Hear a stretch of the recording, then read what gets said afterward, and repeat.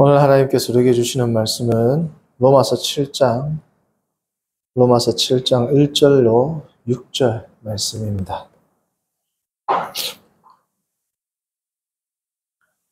로마서 7장 1절부터 6절 말씀입니다. 한 절씩 교독하시고 6절은 합독하겠습니다. 형제들아, 내가 법 아는 자들에게 말하노니 너희는 그 법이 사람이 살 동안만 그를 주관하는 줄 알지 못하느냐.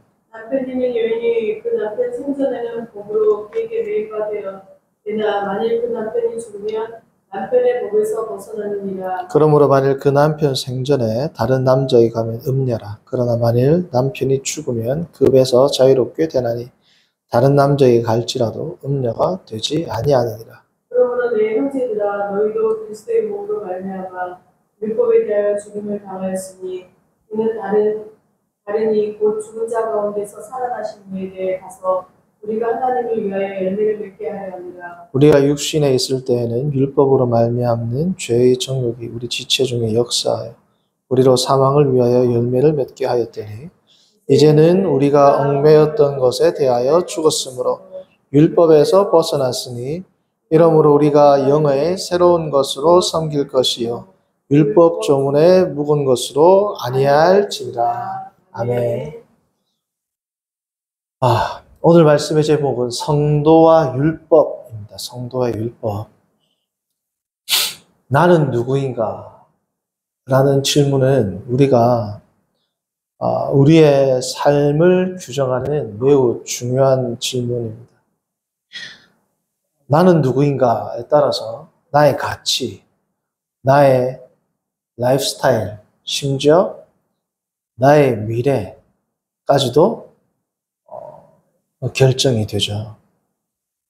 만약 내가 운동선수다. 그럼 나의 가치는 뭘까요? 이 운동에서 금메달을 따는 거죠. 라이프 스타일은 어떻게 되나요?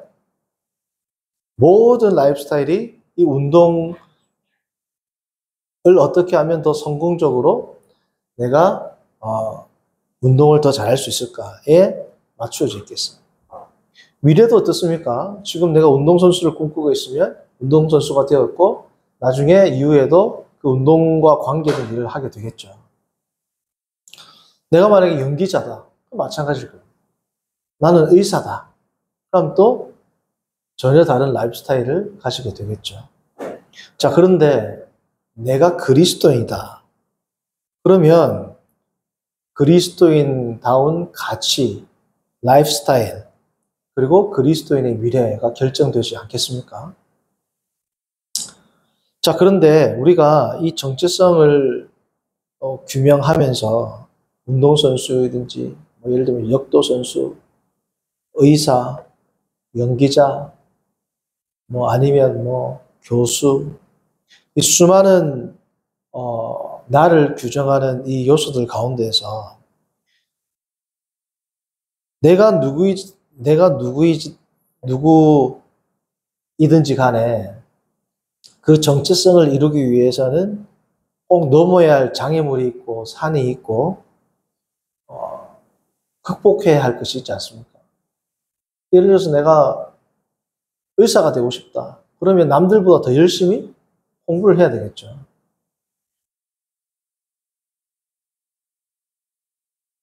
자, 그러면 나는 그리스도인이다. 그러면 그리스도인으로서 극복해야 할 장애물, 고난이 있을까요? 없을까요? 있죠. 그게 로마서 6장에는 뭐였습니까? 죄였습니다. 죄. 로마서 7장에는 뭡니까? 오늘부터 살펴볼 7장부터는 율법입니다. 그러니까 그리스도인에게 있어서 큰 장애물 두 개가 있는데 하나는 죄요, 하나는 뭐라는 겁니까? 율법이라는 거예요. 자, 그러므로 이 두 존재에 대해서 우리가 정확한 이해를 해야 되고, 그래서 로마서 6장을 비교적 길게 또 우리가 다루었지 않습니까? 이 두 가지에 대한 정확한 이해는 매우 중요하고, 또 반대로 이 두 존재, 죄와 율법에 대해서 우리가 잘못 이해하게 된다면 우리의 정체성이 어떻게 됩니까? 큰 위협을 당하게 될 겁니다. 자, 앞으로 살펴보겠지만 7장은 특별히 1절에서 14절 그리고 또 15절부터 마지막 25절까지 이렇게 크게 두 부분으로 나누기도 합니다. 그런데 15절부터는 14절까지는 소위 헬라어 시제가 과거 시제, 아오리스트. 15절부터는 현재 시제입니다. 현재 시제. 그래서 혹자는 15절부터는 그리스도인의 현재 상태를 규정한다라고 말하는 또 많은 신학자들이 있어요. 7장 15절부터는 현재 그리스도를 고백하는 신실한 성도들을 의미한다. 혹은 신앙이 좋지 않은 성도들을 의미한다. 어쨌든 간에 15절 가운데 15절을 현재 그리스도인으로 보는 사람들도 아주 거룩한 성도로 보는 사람이 있고 아니면 아직까지 성숙하지 못한 성도들로 보는 사람들이 있고 하지만 어쨌든 15절부터를 현재 그리스도인으로 보고 있는 사람들도 많이 있습니다. 특별히 청교도 전통에서는 그래요. 자, 그런데 앞으로 이제 살펴보겠지만 제가 예를 드는 겁니다. 이 15절부터 15절 이하를 현재 그리스도인의 삶, 현재의 그리스도인의 정체성으로 보게 되면 어떤 위험이 있느냐? 자, 7장 15절부터 한번 잠깐 볼까요? 내가 행하는 것을 내가 알지 못하노니 곧 내가 원하는 것은 행하지 아니하고 도리어 뭐라고요? 미워하는 것을 행함이라. 심지어 24절 오호라 나는 곤고한 사람이로다. 이 사망의 몸에서 누가 뭐라고요? 나를 건져내라. 지금 이게 지금 누구 상태다? 현재 그리스도인의 상태다. 자, 그러면 그렇게 보게 되면 어떤 문제가 있어요? 분명히 현재 그리스도인으로 볼 때에 주는 또 긍정적인 해석학적 측면이 있습니다. 현재 우리도 지금 죄와 싸우고 때로는 죄에 넘어지고 때로는 죄에 고통하고 오호라 하고 나는 곤고한 사람이다라고 때로는 우리가 회개하고 통회하기도 하죠. 자, 그런데 이 15절 이하를 현재 그리스도인으로 보게 되면 어떤 위험을 가지게 되냐면 죄에 패배하는 것을 당연히 여기는 풍조를 가질 수도 있습니다. 왜냐하면 15절 19절 봅니다. 내가 원하는 바 선은 행하지 아니하고 도리어 뭐라고요? 원하지 아니하는 바 악을 행한다. 18절 내 속 곧 내 육신에 뭐가 없다? 선한 것이 하나도 없다. 자, 그러면 그리스도인으로서의 소망과 희망과 승리 이런 것이 나옵니까? 안 나옵니까? 그러니까 15절 이하를 현재 그리스도인으로 볼 때 분명히 많은 장점들이 있습니다. 제가 이제 15절부터 이제 앞으로 이제 다루게 되면 좀 심도 있게 다룰 텐데 로마서 전체에서 제일 논란이 많은 두 본문 가운데 하나가 지금 7장 15절부터란 말이죠. 자, 그렇기 때문에 성도의 패배주의적 관점으로 갈 그러한 위험도 있을까요? 없을까요? 물론 성도는 아까 말씀드렸다시피 죄와 끊임없이 싸워야 안 싸워요. 때로는 넘어질 때도 있습니다. 그러나 그리고 또 이 죄와의 싸움, 사망의 세력과의 싸움, 악한 영들과의 싸움은 우리가 우리의 구원이 완성될 때까지 결코 멈출 수 없겠죠. 그렇지만 중요한 게 뭐냐 하면 7장의 전체 주제가 뭐냐 이겁니다.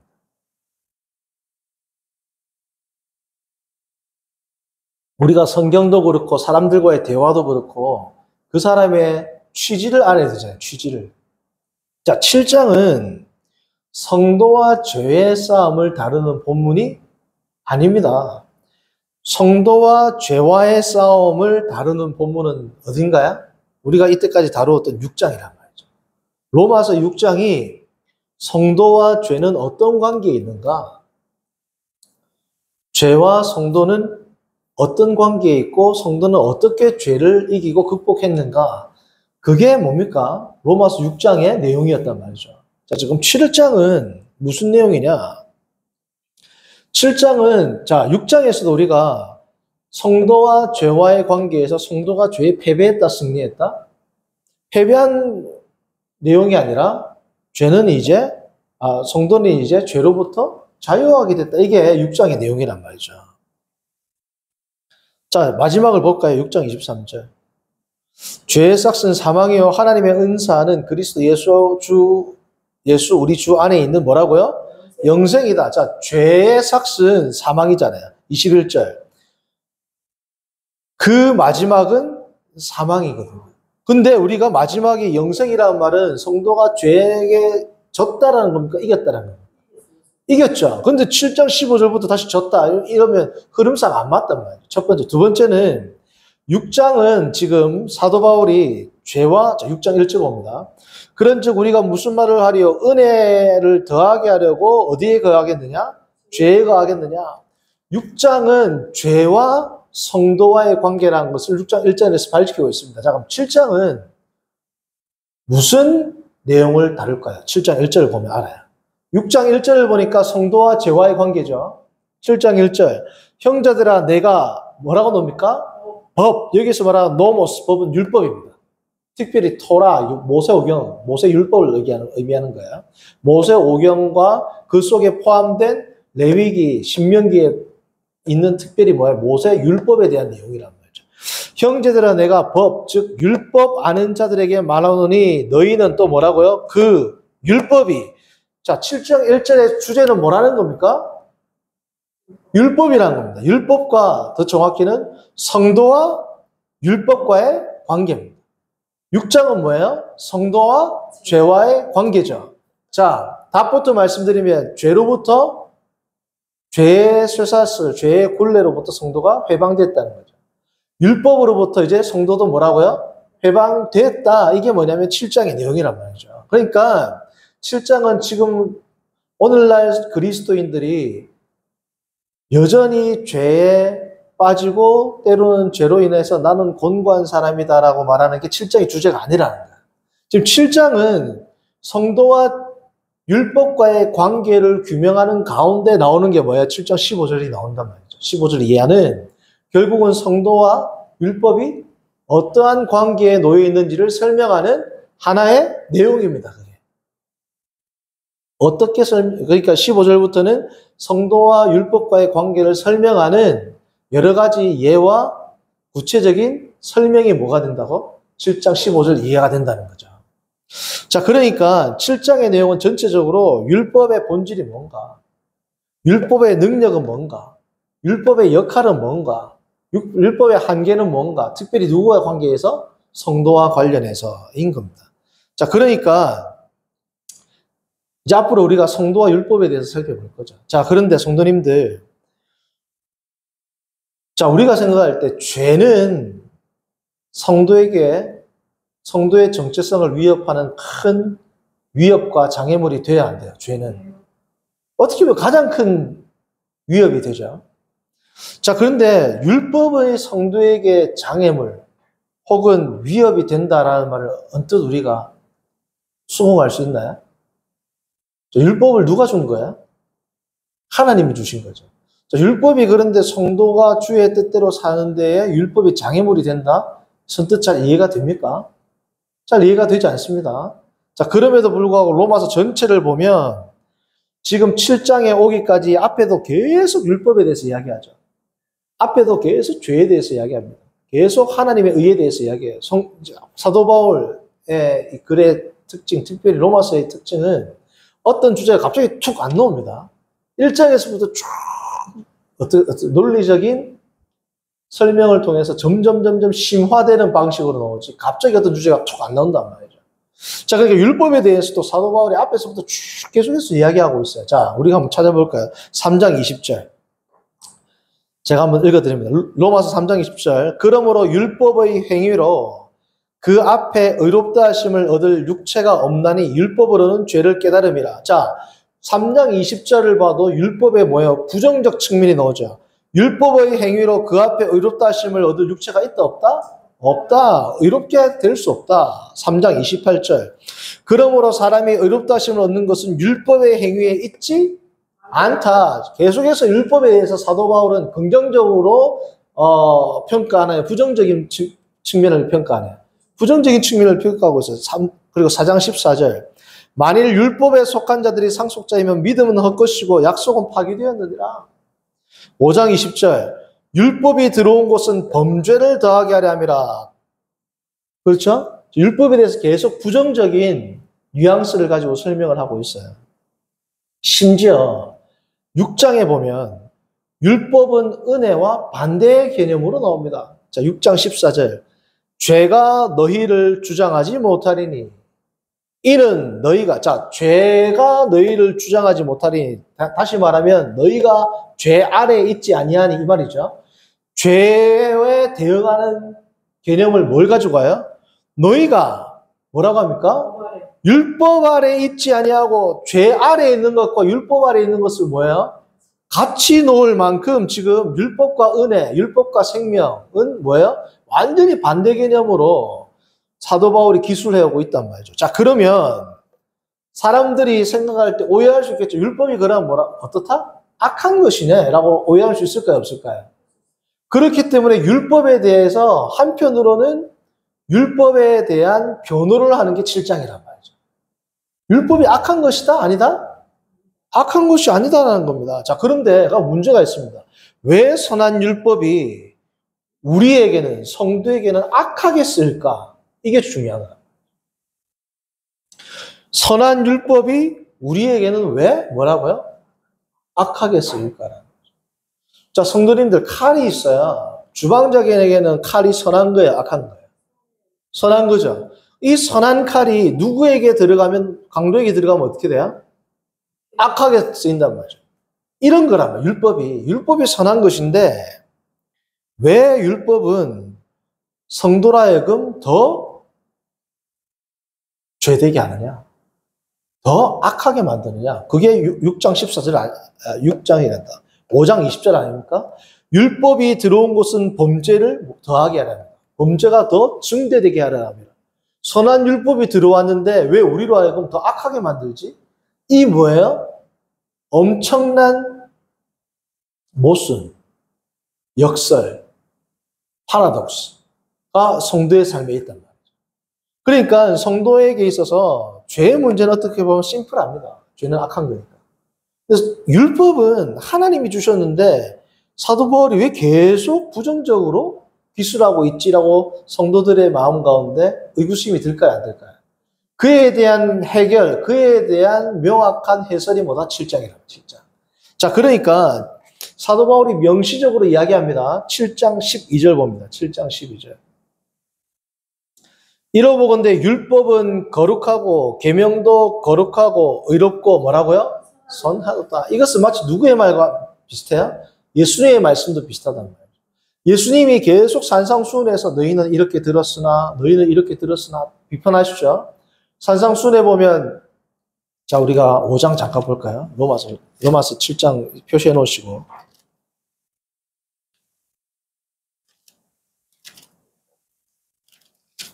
(7장) 표시해 놓으시고 마태복음 5장 봅니다.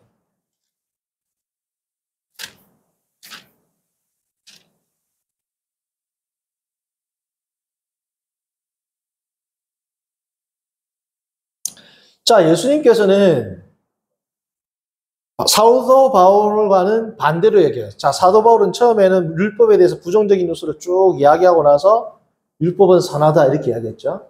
예수님께서는 먼저 율법은 선하다 해놓고 근데 뒤에 어떻게 해요?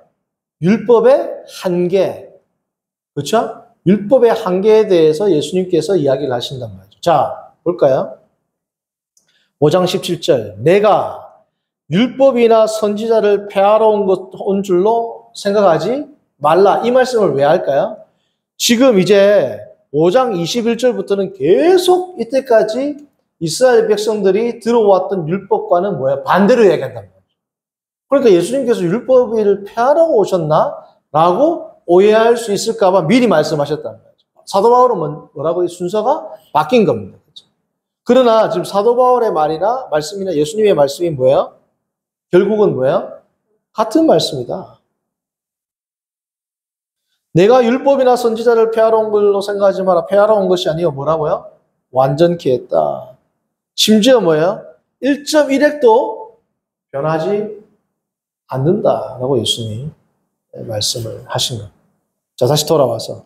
자, 그러므로 사도 바울은 로마서 특별히 3장부터 계속해서 그가 율법의 부정적인 측면, 그러나 율법의 부정적인 측면을 계속해서 기술해 왔는데 그 이유가 뭘까요? 율법으로부터 구원을 얻고 율법이 나를 의롭게 한다고 생각하는 잘못된 뭐예요? 율법주의를 타파하기 위해서 그렇게 쭉 율법에 대한 공격을 했지만 사도 바울이 밝히고 있는 것은 뭡니까? 내가 공격한 것은 율법 자체가 아니라 율법에 대한 너희들의 잘못된 이해와 적용이다라는 거죠. 율법 자체는 명시적으로 이야기합니다. 12절 뭐라고요? 선하고 의롭고 거룩하다. 하나가 아니라 수식어를 세 개를 둠으로써 완전한 강조를 하는 거죠. 거룩하고 의롭고 선하다. 뭐가요? 율법이. 자, 그러니까 쉽게 그냥 답부터 말씀드리면 율법 자체가 문제가 아니라 율법을 받는 누가 문제라는 겁니다. 성도에게 문제가 있었고 이 성도의 내면적인 이 문제는 예수 그리스도가 오시고 성령이 오시기까지는 해결이 됐다 안 됐다? 안 됐다라는 거예요. 그런데 예수 그리스도가 오시기 전에 어떻게 보면 초등교사로서 주어진 율법을 지금도 여전히 의존하고 이 율법을 통해서 하나님께 나아가려고 하는 것은 계시사를 오해한 시대착오적 발상이라는 거죠. 사도 바울이 볼 때. 그러니까 지금 2000년 예수님이 오시기 전에는 율법을 통해서 하나님과의 관계가 설정된 것이 맞다. 그러나 율법을 완성하러 오신 예수 그리스도 그리고 성령을 주시고 난 이후에도 여전히 율법에 천착해서 살아가는 것은 너희들이 뭐라는 겁니까? 잘못된 사고, 잘못된 삶의 방식이다. 그리고 더 나아가서 사도 바울이 쭉 설명할 때 우리가 살펴보겠지만 율법도 너희들이 율법조차도 잘못 지켜왔다라는 것이 나중에 이후에 사도 바울이 그의 서신서에서 잘 밝히고 있는 거란 말이죠. 자, 그러면 마지막 결론. 이 율법을 구약시대에는 하나님께서 왜 주셨을까요? 율법은 범죄를 더하게 하려 한다. 이게 아까 사도 바울이 이야기했죠. 로마서 5장 20절. 자, 그러면 하나님께서 구약 백성들에게 더 죄를 지으라고 율법을 주셨겠어요? 사도 바울은 분명히 율법이 들어온 것은 뭐라고요? 범죄를 더하게 하려 함이라 더 죄가 죄되게 하게 하기 위해서 율법을 주셨다. 그러면 하나님께서 구약시대의 이스라엘 백성들에게 더 범죄를 저지르도록 율법을 주셨을까요? 그럴 리는 없겠죠. 앞으로 우리가 보겠지만 7장 10절 봅니다. 7장 9절부터. 전에 율법을 깨닫지 못했을 때에는 내가 살았더니 계명이 이름에 죄는 살아나고 나는 뭐라고요? 죽었다. 오히려 율법이 들어오면서 내가 어떻게 했다? 죽었다라는 겁니다. 10절. 생명에 이르게 할 그 계명이 내게 대하여 도리어 어떻게 됐다? 자, 그러면 하나님께서 이스라엘 백성을 죽이려고 주셨나요? 이스라엘 백성을 더 죄를 짓게 하려고 율법을 주셨을까요? 그러니까 이 구절을 잘못 이해하면 이제 해석이 안 된단 말이죠. 그렇죠? 자, 제가 오늘은 전체적인 7장에 대한 틀을 말씀드리니까 이건 다음에 또 구체적으로 보겠지만, 자, 그러면 하나님께서 이스라엘 백성들에게 율법을 왜 주셨을까요? 그것은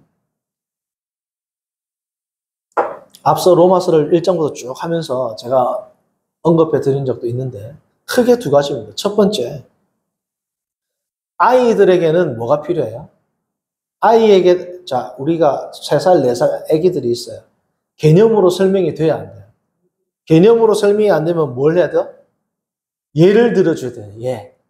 자, 구약시대의 백성들은 성령이 아직 그들 가운데 내주하지 않았습니다. 그렇죠? 하나님에 대한 지식도 초보적이란 말이죠. 왜요? 성경이 있었어요? 없었어요? 구약시대에 성경 없습니다.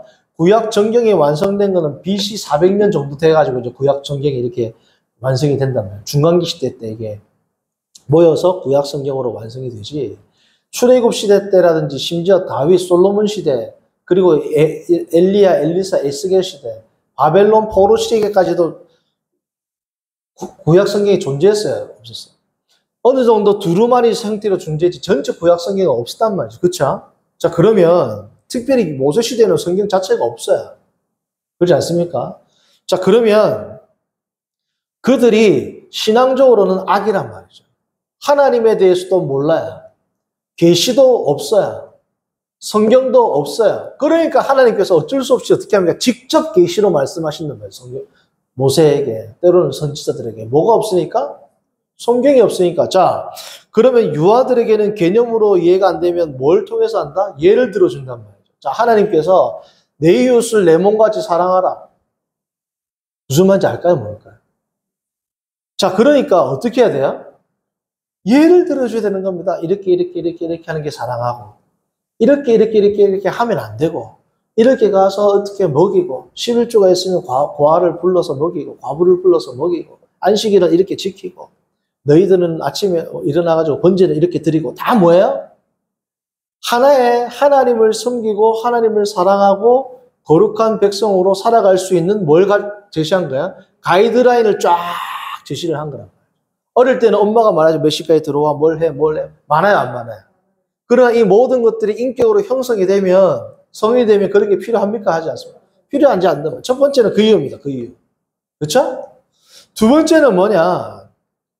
두 번째는 무슨 이유냐면, 자, 율법이 들어온 것은 범죄를 더하게 하려 함이라 라는 겁니다. 자, 율법이 있으니까 내가 범죄, 내가 죄라는 것이 선명하게 드러나요? 안 드러나요? 선명하게 드러나죠. 그것을 통해서 그러므로 이 율법을 어긴 것으로 인하여 나의 죄가 선명하게 드러났을 때 어떻게 해라? 그래서 주어진 게 제사란 말이에요. 제사. 죄를 회개하고 자범죄 그리고 뭡니까? 속죄제, 속건제 이런 것들을 통해서 너희들의 죄를 고백해라.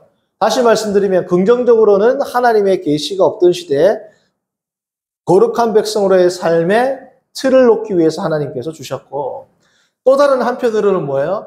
내가 내 자신이 죄인이라는 것을 더 철저하게 깨닫고 철저하게 깨닫는 동시에 나는 율법을 완벽히 지킬 수 없다는 것을 알까요? 모를까요? 알게 되겠죠. 이 율법을 언젠가는 지키게 될 그날을 소망하고 다시 말하면 메시아를 소망하게 하는 기능으로 주어진 게 뭐다? 율법이라. 그러니까 성도님들 10계명 마지막 계명은 뭐예요? 탐내지 말라라는 거죠. 탐내지 말라라는 이 계명으로부터 자유로울 수 있는 사람이 있습니까? 그 말은 율법을 못 지킨다는 걸 알아라는 거예요. 그런데 이걸 랍비들은 구체적인 율법으로 만들어놨어요. 왜요? 탐내지 말라라는 거는 지킬 수가 없거든요. 그러니까 이 율법을 지킬 수 있는 형태들로 그들이 바꾼 겁니다. 그게 뭐냐? 장로들의 유전이고 율법들이고 할라카, 나중에는 탈무드 이렇게 이제 발전을 하게 됩니다. 그것에 대해서 예수님이 뭘 한 겁니까? 비판하고 비난하고 책망한 것입니다. 사도 바울도 그러한 적용들을 책망한 거란 말이죠. 사도 바울의 공격이 율법 자체에 대해서는 공격하지 않아요. 이런 공격이 됐어요. 율법 자체에 대해서 공격할 때는 어떤 공격이냐?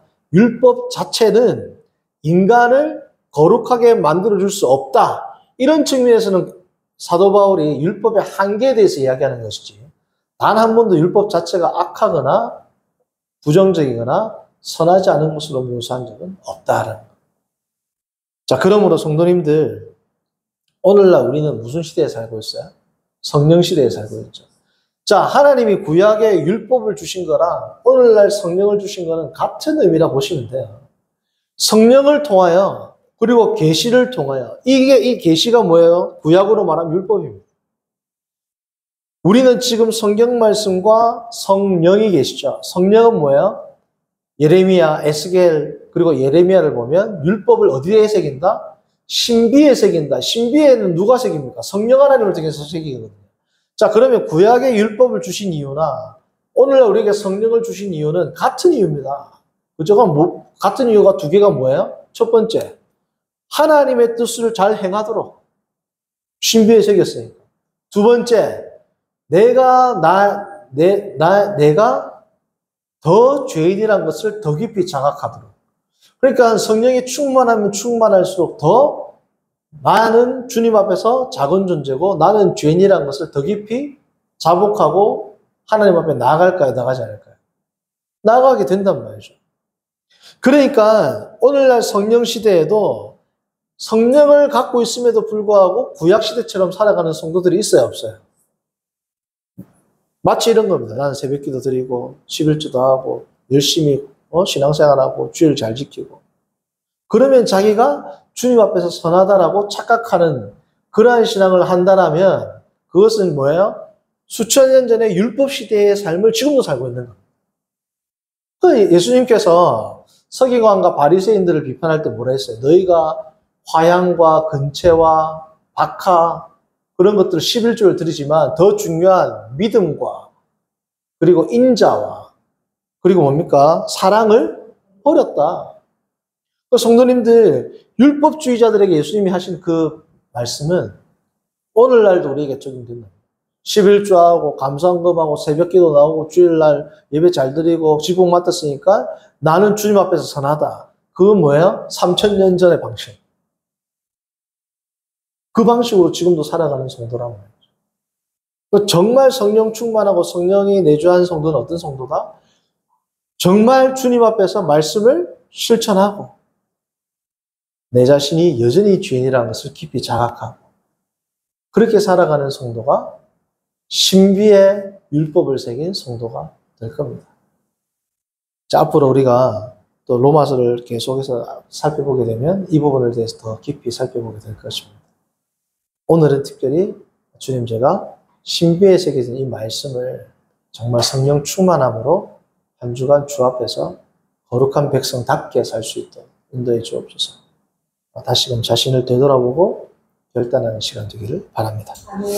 선하신 하나님 아버지, 오늘 로마서의 말씀을 통해서 성도와 율법과의 관계가 어떠한 것인지 다시금 깨닫게 하심을 감사합니다. 특별히 신비에 새겨진 율법, 성령으로 말미암아 성령 시대에 살아간 우리가 주 안에서 정말 율법주의자와 같은 삶을 살지 않고 주 안에서 주의 말씀을 실천하고 나 자신을 정확히 바라보며 주의 은혜를 오늘 하루도 구하며 살아가는 복된 성도들 되도록 인도하여 주옵소서. 예수님의 이름으로 기도합니다. 아멘.